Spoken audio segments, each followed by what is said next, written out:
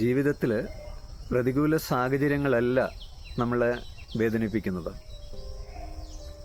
ആ സാഹചര്യങ്ങളെക്കുറിച്ച് തെറ്റായ ധാരണ നമ്മുടെ ഉള്ളിലുണ്ടാകുമ്പോൾ അവിടെ ചിന്തകൾ ഉണ്ടാവുകയും വികാരങ്ങൾ ഉണ്ടാവുകയും അതിനനുസരിച്ചുള്ള വേദന അവിടെ സൃഷ്ടിക്കപ്പെടുകയുമാണ് ചെയ്യുന്നത്.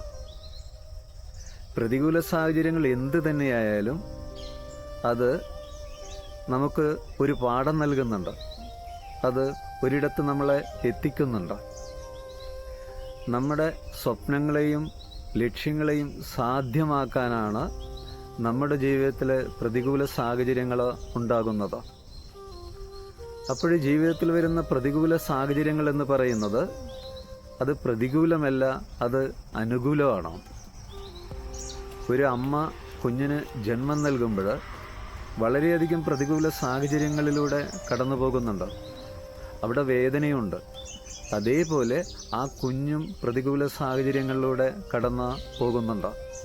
അവിടെയും വേദനയുണ്ട്.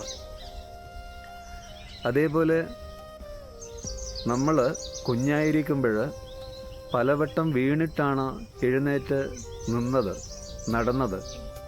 ആ വീഴ്ചയാണ് നമ്മളെ എഴുന്നേറ്റ് നിൽക്കാൻ പഠിപ്പിച്ചത്, നടക്കാൻ പഠിപ്പിച്ചത്.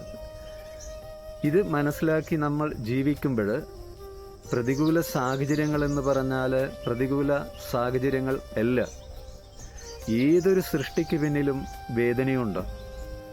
സർവ്വ ജീവജാലങ്ങളും ആ വേദനയിലൂടെ കടന്നു പോകുന്നുണ്ട്.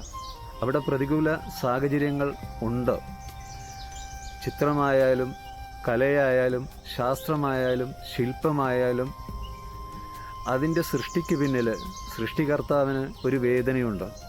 വേദനയില്ലാതെ ജീവിതമില്ല. ഇത് മനസ്സിലാക്കി നമ്മൾ ജീവിക്കാൻ തുടങ്ങുമ്പോൾ ആ പ്രതികൂല സാഹചര്യങ്ങളെ സ്വീകരിക്കുകയാണ് വേണ്ടത്.